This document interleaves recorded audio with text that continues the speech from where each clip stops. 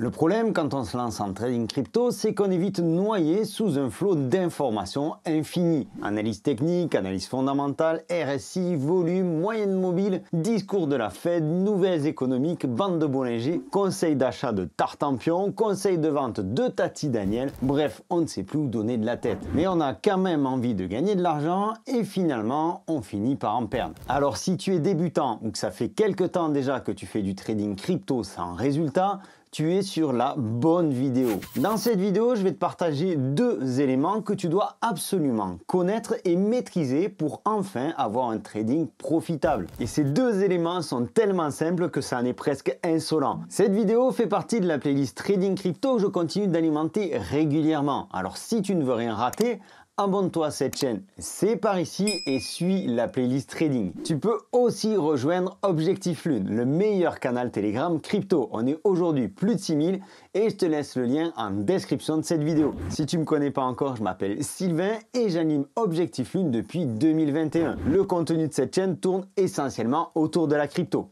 Et dans cette vidéo, on ne va pas parler money management ou analyse fondamentale, bien que ce soit extrêmement important et nous aurons l'occasion d'y revenir. On va rentrer dans le vif du sujet de deux outils graphiques que tu dois absolument maîtriser. Avant cela, je dois te dire qu'on va rester sur le papa des cryptos, à savoir le Bitcoin, et je te conseille de faire exactement pareil. Pourquoi Bitcoin? Eh bien parce que c'est certainement l'une des cryptos les moins volatiles. Alors à ce niveau-là, ça reste quand même relatif, parce que les cryptos sont par essence extrêmement volatiles. Cependant, je pense que pour apprendre le trading de crypto, il n'y a rien de mieux que de le faire que sur Bitcoin. Bien entendu, tu pourras, si tu le souhaites, t'orienter sur Ethereum ou encore Doge ou Shiba ou plein d'autres cryptos si tu as envie de sensations fortes. Mais ici, dans cette vidéo, le but étant de revenir aux bases. Celles qu'on finit par oublier parce qu'on se sent fort, parce qu'on pense maîtriser le marché. Donc pour les bases, on prend la crypto de base, à savoir le Bitcoin. Chez Objectif Lune, on trade sur BitGet. Je te laisse là aussi en description un lien qui te permet d'avoir 10% de cashback sur tes frais de trading.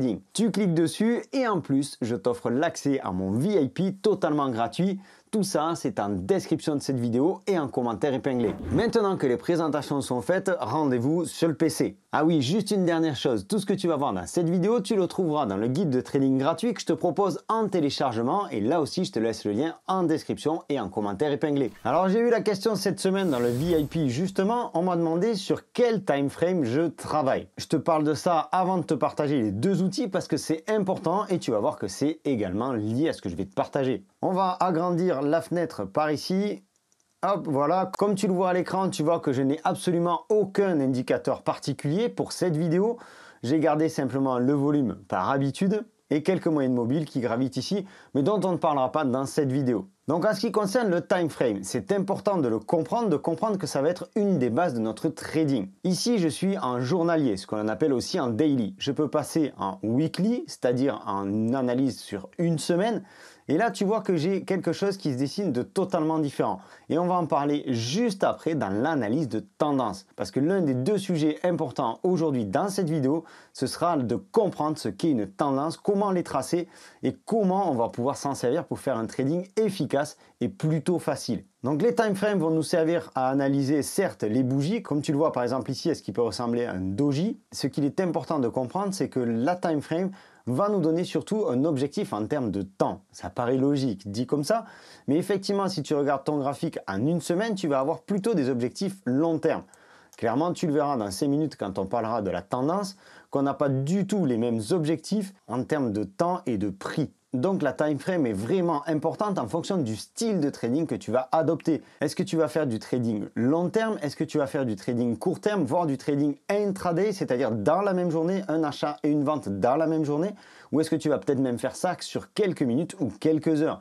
Bien entendu, à chaque fois, tu vas venir ici réduire ta time frame. Si tu vois ici une flèche verte et une flèche rouge, c'est parce que ce sont l'achat et la vente que j'ai faite lors de ma dernière vidéo que j'ai publiée sur cette chaîne. Et donc là, tu vois bien qu'en 4 heures, on n'a pas du tout la même définition de la tendance qu'on va voir juste après qu'en une journée. Je pense que pour expliquer au mieux la time frame, c'est de passer directement au sujet suivant qui est la tendance. Une tendance, comme son nom l'indique, va nous permettre de déterminer une orientation globale de la crypto que l'on veut trader. On va prendre un exemple assez évident sur le Bitcoin.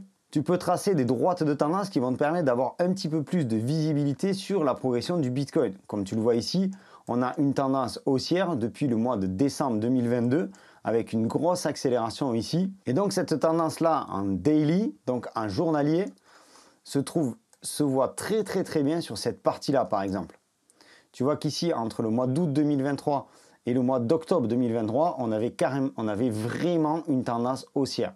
Chose que tu vois en dézoomant. Le principe de la tendance est d'avoir des hauts de plus en plus hauts.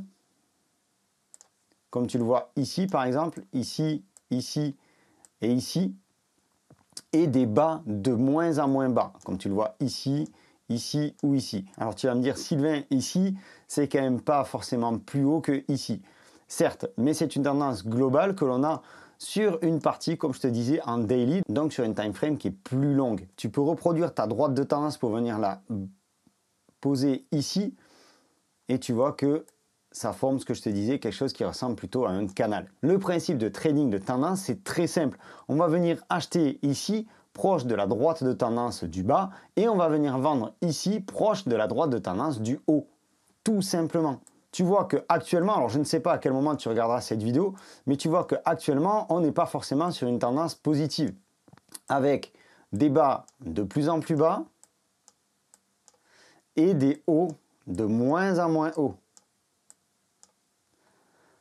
Pour retrouver une tendance positive, il faudrait sortir de ce canal, ou plutôt de ce triangle, vers le haut. Alors un conseil important à ce niveau-là, s'il n'y a pas de tendance claire sur ton graphique, sur ton analyse graphique, quelle que soit la time frame que tu utilises, s'il n'y a pas de tendance claire, alors ne trade pas. Parce que cela sera extrêmement compliqué d'avoir un trading efficace s'il n'y a pas de tendance claire. Ça paraît tellement logique que parfois on finit par l'oublier. Pour revenir rapidement sur les time frames, tu vas pouvoir à l'intérieur de chaque tendance affiner éventuellement ton trading. Ici on est en journalier, on va pouvoir passer en 4 heures et tu vois qu'en 4 heures on retrouve bien entendu notre tendance de manière beaucoup plus précise, on va dire, beaucoup plus affinée. Il faut savoir aussi que quand tu réduis ton time frame, tu augmentes ton risque en quelque sorte, surtout si tu trades avec des futurs. Et donc tu vois que ici, par exemple, je te le disais il y a une seconde, tu n'as pas de tendance claire dans cette zone-là. On est plutôt sur quelque chose d'horizontal, avec une espèce de canal qui a été cassé ici et on a eu une réintégration dans un canal. Bref, on n'a pas une tendance claire. Par contre, tu sais qu'en passant en journalier, ici, on a une tendance claire qui est à la baisse pour le moment. Ok, donc maintenant, on va venir sur le deuxième élément. Après avoir vu les tendances, on va parler de résistance et de support. On parle effectivement plutôt de zone de résistance. Alors, je vais te faire voir ça sur un exemple très simple. On le voit ici pendant la période de bear market, on avait une zone de résistance assez forte qui était ici, sur les 31 000, 32 000 $. On a eu ici un support qui s'est formé sur cette zone-là, sur les 18 200, les 18 300 $. Certes, on a eu une incursion en dessous. Là, je crois que c'était le crash de FTX, si je ne dis pas de bêtises. Donc on peut considérer que c'est presque un accident de parcours, mais tu vois que l'analyse graphique parle par rapport à l'analyse fondamentale et donc le crash de FTX. On avait ici aussi une zone de résistance sur les 25 100 $ sur le Bitcoin. Et donc en fait c'est relativement simple de trader avec des zones de résistance et des zones de support.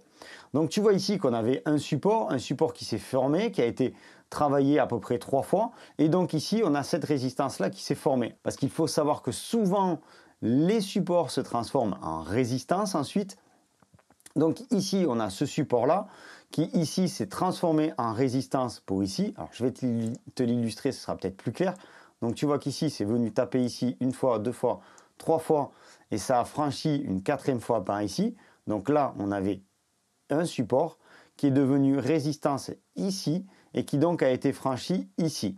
Ok, donc ensuite ça, on peut imaginer que ça devienne support à nouveau. Donc là, on peut trader relativement facilement en achetant sur le passage, sur le franchissement de la résistance, donc ici, et en allant chercher la résistance d'après. On va vendre sur ce niveau-là et on va racheter quand on va s'approcher du support. C'est-à-dire qu'on va racheter ici pour éventuellement revendre ici, ce qu'on aurait peut-être dû faire. Là, tant mieux, ça a franchi la résistance et ça a créé donc derrière une deuxième résistance ici. Et donc on continue toujours la même stratégie. On va venir vendre ici à l'approche de la résistance pour acheter ici sur le support qui correspond à l'ancienne résistance ici, pour revendre ensuite ici sur la résistance, pour racheter ensuite sur le support, etc., etc. Bien entendu, comme je te le disais, si tu dézoomes un peu et que tu prends une time frame plus importante, c'est-à-dire une time frame en semaine, donc en weekly, tu vois que l'orientation du Bitcoin est quand même à la hausse et que donc à un moment ou à un autre, ces résistances-là finissent par péter. Le problème, c'est un problème de timing parce qu'on ne sait jamais vraiment à quel moment ces résistances-là peuvent péter et donc le Bitcoin peut s'envoler. Une chose intéressante avec les résistances et les supports, c'est qu'on a souvent ce qu'on appelle un pullback. C'est-à-dire que ici, la résistance va être franchie et on va avoir un retour sur la résistance pour la tester, pour savoir si elle devient finalement un support. Donc là, ça peut être un excellent point d'entrée pour éviter les fausses sorties, comme ça a été le cas par exemple ici. Tu vois qu'ici, on a eu une petite résistance à ce niveau-là. Je vais zoomer un petit peu. Hop, on a eu une fausse résistance à ce niveau-là. Donc ici, ça a été franchi. On est revenu tester et on est repassé dessous. C'est vraiment un cas d'école ici. Tu vois, on est revenu tester, on est repassé dessous et on a retesté à nouveau notre résistance avant de plonger nettement plus bas. Donc ça, c'est très important dans ton trading, si tu veux être très prudent, c'est d'avoir cette notion, cette connaissance de résistance qui se transforme ensuite en support. Attention, ce n'est pas tout le temps le cas, comme tu le vois ici. D'accord, cette résistance qui ici est franchie, hop, qui est de nouveau testée, c'est ce que l'on appelle un pullback, exactement de nouveau testé en termes de résistance avant d'avoir un plongeon par la suite. Et donc, comme tout à l'heure avec l'analyse de la tendance, on peut essayer de tracer ici nos résistances et nos supports. Tu vois que ici, on est dans une zone actuellement, au moment où je tourne cette vidéo, aux alentours des 59 000, des 60 000 qui en plus est un seuil psychologique. On est dans une zone de résistance et de support. Tu vois qu'ici, on est venu le tester une fois, puis une deuxième fois. Ici, on a eu une fausse sortie.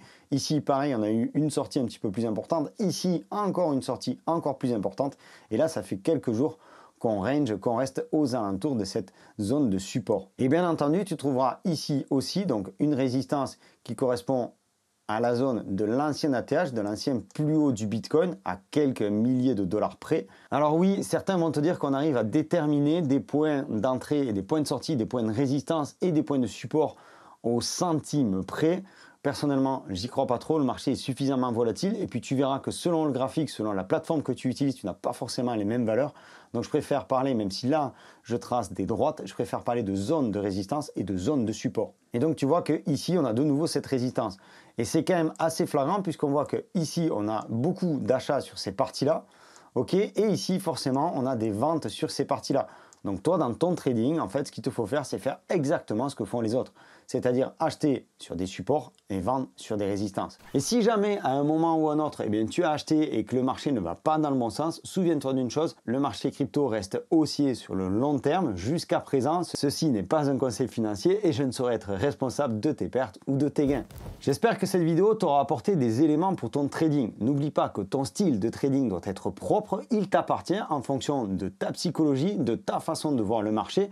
Donc comme je te le disais, c'est à toi de faire tes propres recherches parce que ta perception du marché aura toujours des différences avec la perception des autres traders. En fonction des zones de résistance et des zones de support que tu vas tracer toi, ton interprétation de tendance selon ton time frame sera complètement différente de celle de ton collègue par exemple. En appliquant ces deux conseils très simples, en restant discipliné, tu devrais commencer à avoir quelques résultats en trading. L'analyse de tendance reste extrêmement importante pour ton trading. N'oublie pas qu'elle est aussi question du time frame que tu utilises. Et ensuite, tu peux optimiser tes points d'entrée et tes points de sortie en travaillant sur les résistances et les supports.